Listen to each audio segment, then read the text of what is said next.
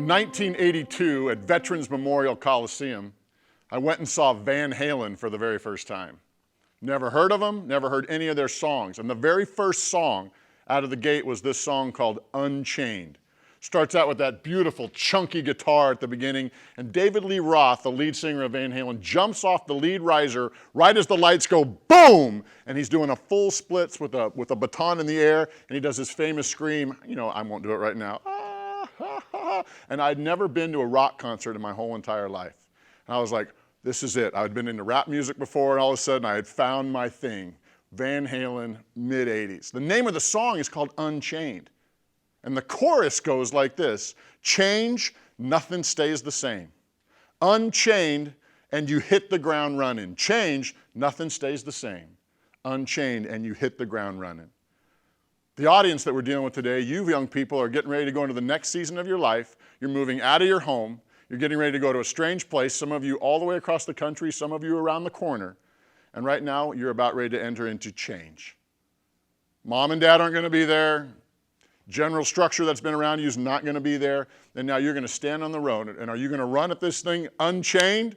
Are you going to take everything you've ever known in your whole entire life, everything you've learned, and just put that on the wayside and just kind of run off the chain, to use common vernacular? Or are you going to remind yourself, you know what, that there is an anchor in my life, firm and secure, that I never want to run too far away from? I was brought in here today because you guys have an opportunity to hear many great speakers, a lot of theologians, a lot of Bible teachers. That's not who I am.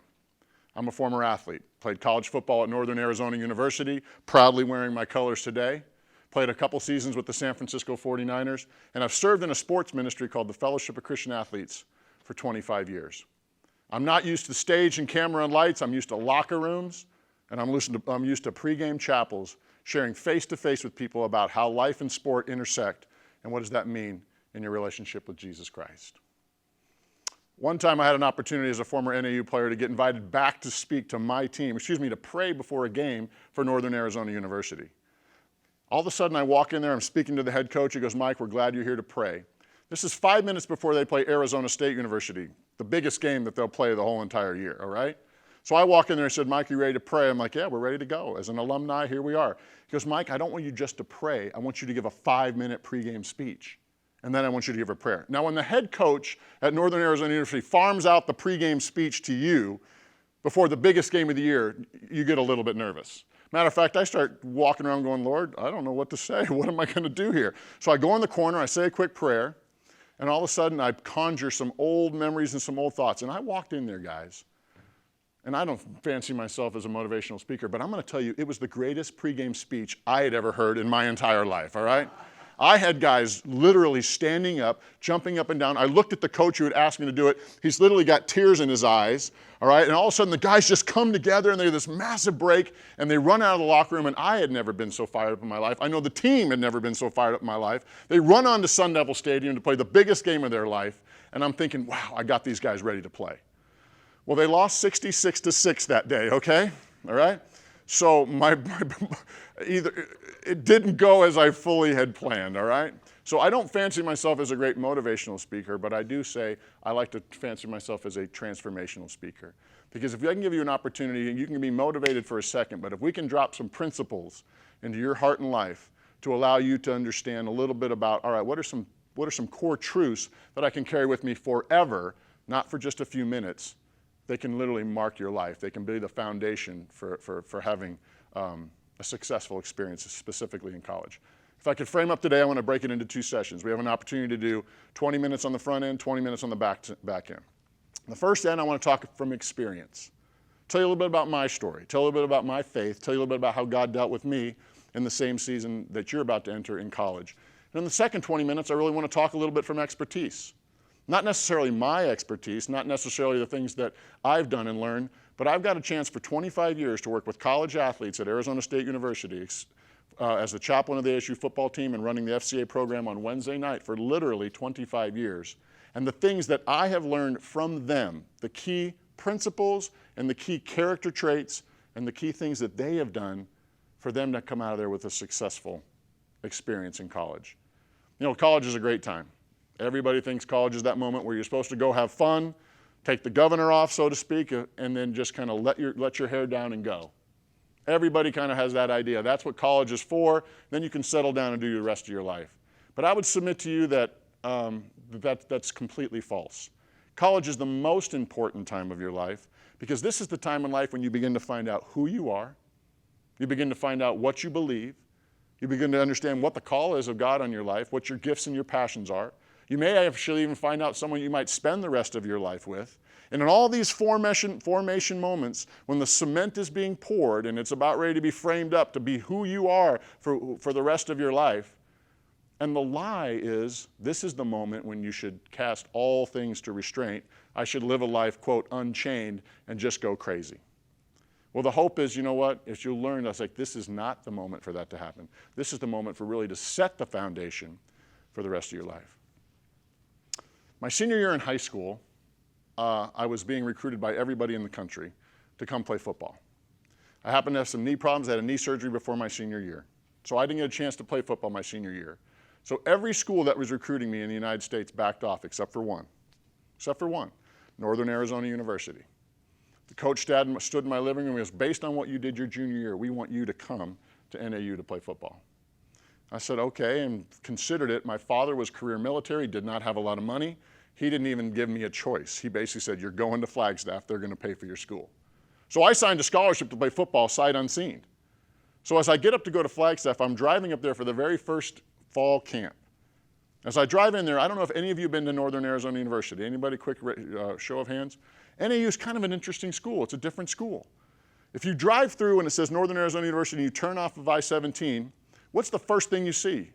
You drive through a graveyard, which is a little bit odd, all right? Okay, when you go around and you get into the school and all of a sudden it's a beautiful campus, beautiful school, I get to my dorm room on the back side of the school, and sure enough, on the back side is an even bigger graveyard, okay? I'm like, this school is dead. All right, where's the rim shot on that one, all right? So I get up there and I'm like, this is kind of odd, there's graves everywhere. All right, I'm nervous, I'm a freshman. I happen to be a football player. Now, I don't know if any of you guys are familiar, well, I was a tight end when I played football, with offensive linemen. Anybody know any offensive linemen? Do you associate with any offensive linemen? They're the strangest birds in all of the whole entire world. They're all big, they're all a little bit chunky. I can't say the word fat and all that stuff, but they're fat. Here's the deal, and they don't have any girlfriends, and so they think of crazy things to do. They think of crazy stuff to do. So one day, one of the offensive linemen comes up and he goes, hey, rookie, if you get a phone call, do whatever it says, or else you're in deep trouble. This giant human being is talking to this skinny little wiry freshman. I'm like, okay, what does that mean? We don't have pagers, we don't have cell phones, we don't have any of that stuff. We have good old-fashioned phones. On a rainy, stormy, lightning night in Flagstaff, Arizona, I get a call at 2 in the morning. Ding. Pick up the phone. Be in the back graveyard, 2:15, or you're dead. Click, that's all it says right there, right? So I'm like, oh my gosh, it is thunder, it is lightning, it is rain, all right? So I'm like, oh my gosh, I start scrambling, I put on whatever gear I can, I literally go out in the back, I get in the graveyard, every offensive lineman that we have is standing there. They got black on, they got their face painted in camouflage, they got the whole 9 yards, and there's about 10 rookies sitting there like, what are we supposed to do? They're like, listen, rookies, here's the deal. This is called hazing, okay? People go to jail for this nowadays, all right? They go, rookies, here's the deal. We're going to count to 100. You go hide in this graveyard. If we find you, you're dead. Scared out of our minds, all right? Now, how many of you guys, first of all, were in a graveyard? That's a little bit trippy right there, number one. Number two, you got giant, large men trying to find you, all right, and kill you. And the third thing, we got thunder, and we've got lightning, and we've got rain. Maybe the most scared moment of my life. So 1, 2, 3, we start taking off, 10 guys to the 4 different winds. I start flying out of there. I'm running as far as I can. I can barely see through the graveyard, the gravestones. And I get to the very back of the seminary, and there's a little pony wall, maybe about this high. And I realize there's more grass and there's more area on the other side. So I jump over the fence. And as I jump over the fence, I start going deep, deep, deep. I'm like, no way anybody's getting me. At this point, it's pitch black. The only thing you can see is when the thunderbolt strikes.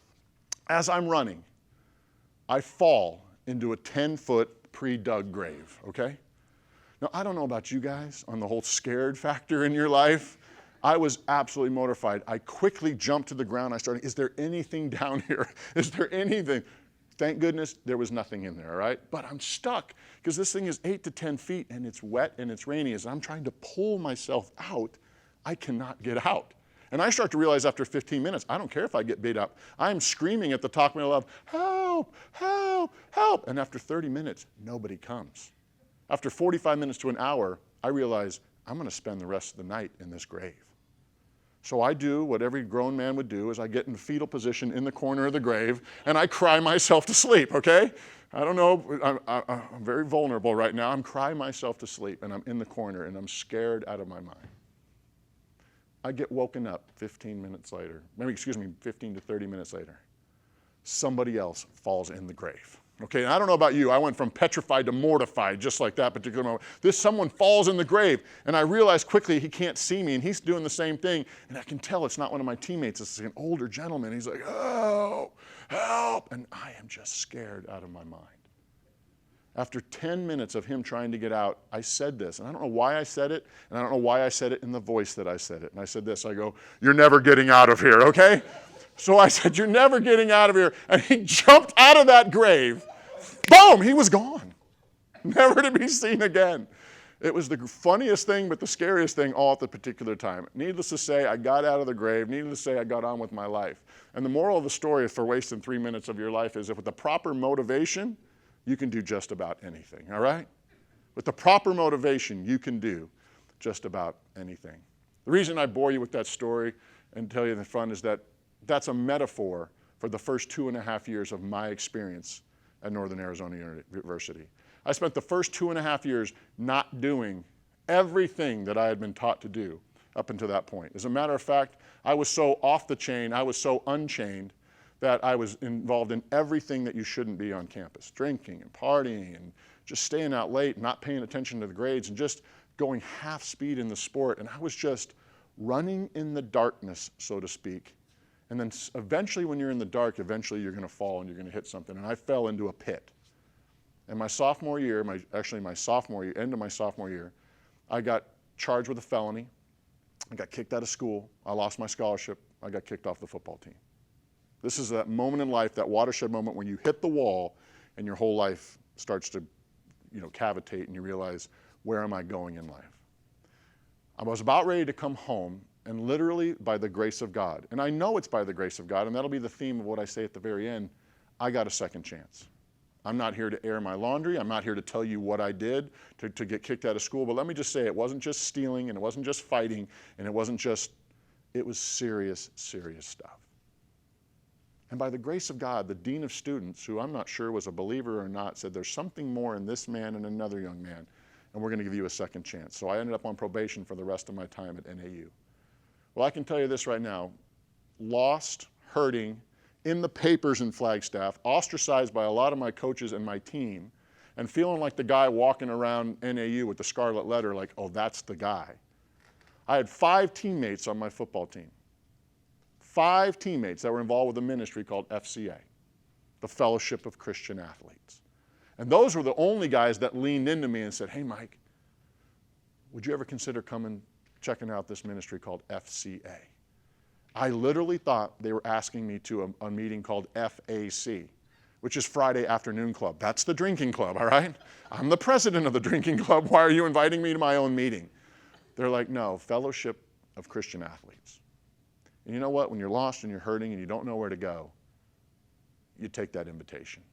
And I started attending an FCA meeting, and there were 30 or 40 athletes and some non-athletes in a dorm room basement that used to meet every Wednesday. And for the first time in my life, I began to hear about God's Word in a real, relevant way. I began to hear people share their testimonies in ways that was real and personal. I started hearing people talking about their faith, their favorite scripture verses, and a relationship with Jesus Christ. Yes, I'd grown up a little bit in the church. Yes, I believed in God as a holistic idea, that this couldn't all have just happened on its own. I had a baseline in my life, but I didn't have a personal encounter. And through peers, through friends, through a community of people, I got plugged into a place where God used that to be light and truth in a dark season of my life. I'll never forget, we're about ready to play one of our big rivals, Boise State. Boise State happened to be in our conference at the time. It's the biggest game of the year. If we win, we go to the playoffs. If we don't, we go home. It's a really important game. We'd have lunch at noon. There was a chapel service at 1 o'clock. Game at 6. My best friends come up to me. Of all the names in all the world, he comes up, he's one of the FCA leaders, he goes, his name was Todd Evangelist, literally, of all the names. He said, hey, Mike, why don't you come to pregame chapel? And I was like, yeah, I just eaten lunch. I'm interested in this God thing. I'm kind of checking it out, but I got to go sleep because I have to be violent in like 4 or 5 hours, all right? Chapel praying's not what I'm thinking something else. He goes, no, Mike, really, come on. I think you're going to enjoy today. There's a former pro football player. He was a tight end. He was all these things, and I was like, okay, I'm interested in that. I was interested in playing professional football. I was a tight end. I'm thinking, okay, this is starting to add up. And he goes, come on. And sure enough, I took up that invitation to go to a pregame chapel. I walk in the door, there's a little room off the cafeteria, and a giant man, about 6'6", happened to be a black gentleman. His name was Oscar Rohn. He had a giant Dr. J afro. Guys, Dr. J afros in 1989 were not in style, but he had a giant afro up to here, and he walked up to me and he goes, hey, brother. And as he said, hey, brother, I looked at his teeth. He had the giant gap in the middle of his teeth right here. You could see that little thing swimming around the back of his throat back there. And I go, this is the freakiest looking guy I've ever seen in my entire life. This is the guy I'm supposed to come meet. This is the famed pro football player. And he did what I wish, to this day, you know how people, when they shake your hand and they go in conversation, and he turned on me so I couldn't get out the door because I was looking for a way out. He had a brown pleather outfit on, a butterfly collar, and when I sat down in the circle of about 10 guys, I sat right next to him. As he sat down, he had giant zip-up boots. It was just not a good thing, okay? I'm like, this guy's a freak show. How long does this thing go? I got a football game to play. For about 10 minutes, I sat there like this. I could really care less than what he had to say. I had my head down, and all of a sudden, he said this, guys, I'm just going to tell you straight. My sophomore year in college, he goes, I got charged with a felony. I got kicked out of school, I got kicked off the football team, I got kicked out of the dorms. And it was literally right in the same vein of what I had dealt with. And out of nowhere, I was like, whoa, kind of looked at him like, whoa, I've just lived that. I've seen this movie. And he just came out and he shared the most simple message and the most simple gospel maybe I'd ever heard. He goes, guys, I just got to tell you, you know what, I gave my life to Jesus Christ. And he just walked us through the plan of salvation. And by the end of that meeting, here we are, I'm no longer arms crossed like this. My hands are down, my hands are sweating, and my heart is thumping out of my chest. God was speaking to me, brought a messenger and speaking directly to me in that particular moment. And as I sat in that room, he said, God, I believe that God told me to come here. There's one person that I'm supposed to speak to and tell them about God's redemptive grace and love and mercy. And then he said this, he read the famous verse of Scripture. He said, for God so loved the world, he gave his one and only Son, that whosoever believed in him would not perish, but have everlasting life. I had enough church in me and I had enough knowledge in me to understand that one. That's not the one that hit me in the eye, between the eyes. The one that hit me between the eyes was the next verse, John 3:17. For God did not send his Son into the world to condemn the world or to judge the world, but that the world might be saved through him. Whoever believes in him is not condemned. But whoever does not believe is condemned already because he does not believe in the name of God's one and only Son. He said, this is the verdict. He goes, this is the bottom line. Light has come into the world, but men hid because their deeds were evil and they were in darkness. Guys, when you stand in a room and you have as much shame in my life as I had, as much condemnation in my life as I had for the things that I did in my life, because at one season and at one point in my life, in a college dorm room, I stood in a doorway and watched a girl get taken against her will. And as the biggest man in the room, I did nothing about it. Now, I don't know about you. I always believed that God was good and, you know, that good people went to heaven and bad people don't.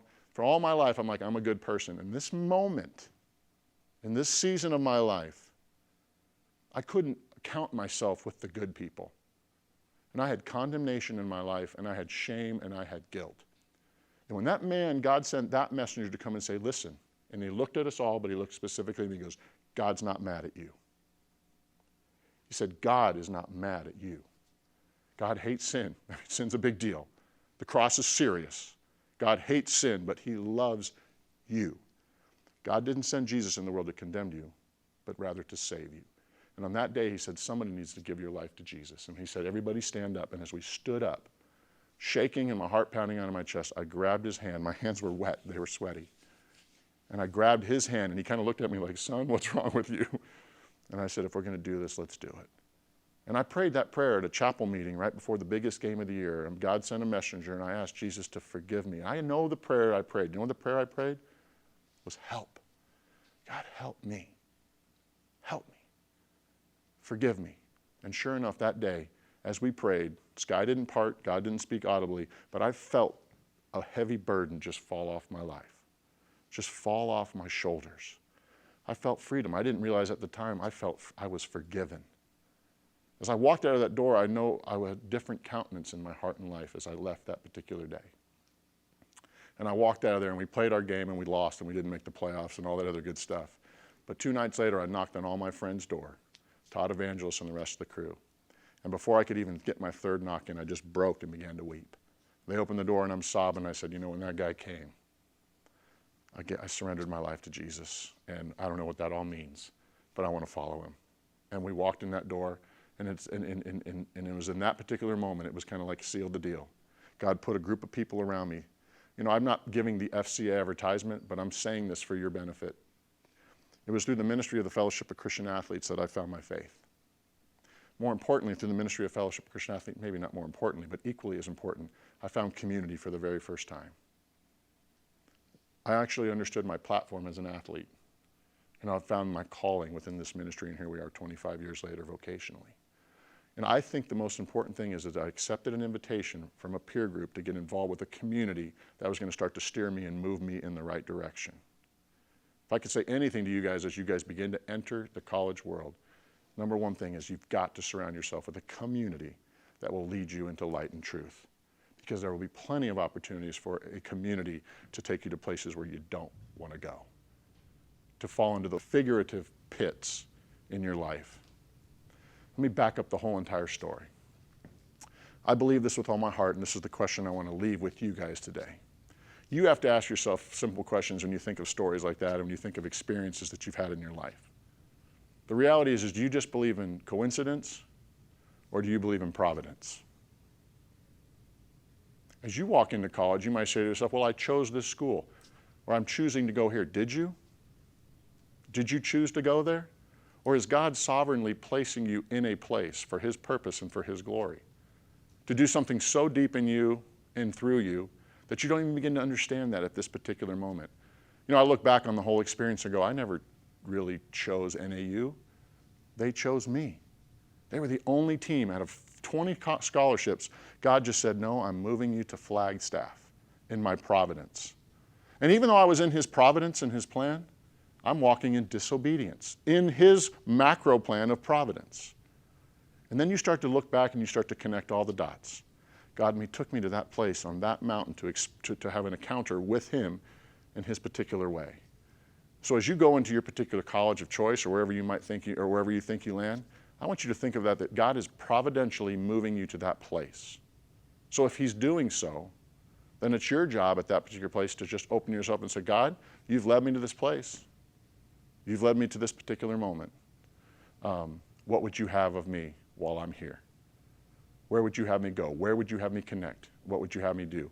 And seek his will that way. I'm so thankful to this day for one of you guys, a friend, to invite me to a place where I could hear the truth about Jesus Christ.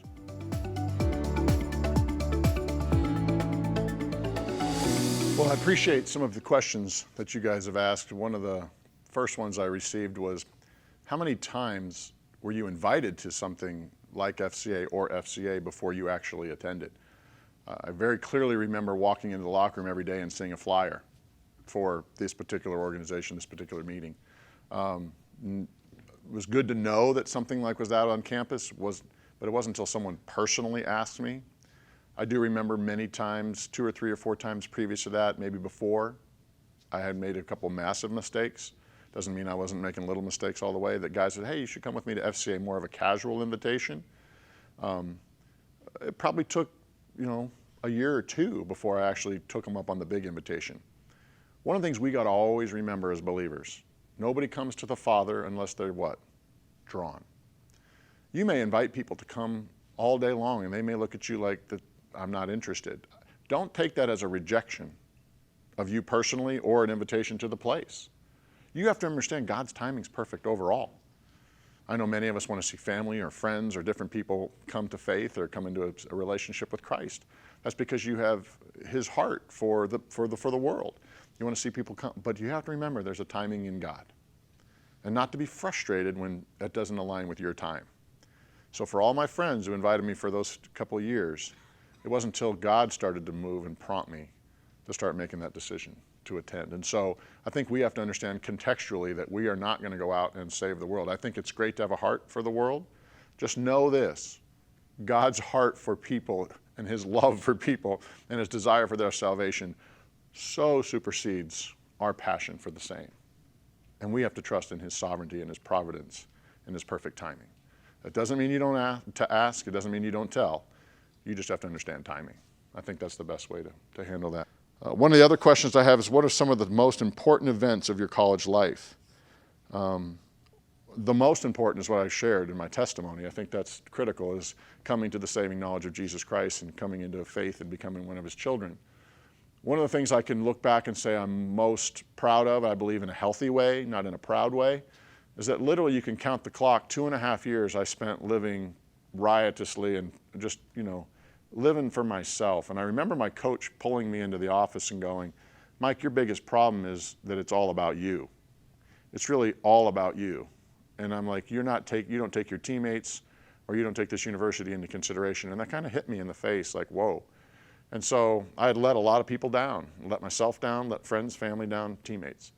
My first 2.5 years, that's what it looked like. The second 2.5 years were a complete 180. And I can only say glory to God for that, because his deposit in me of his Holy Spirit, him changing me from the inside out. And the thing I would say I'm most excited to say is that I went from 2.5 years of living one way to the next 2.5 years becoming the captain of the football team, my last 2 years, voted 100% by my peers.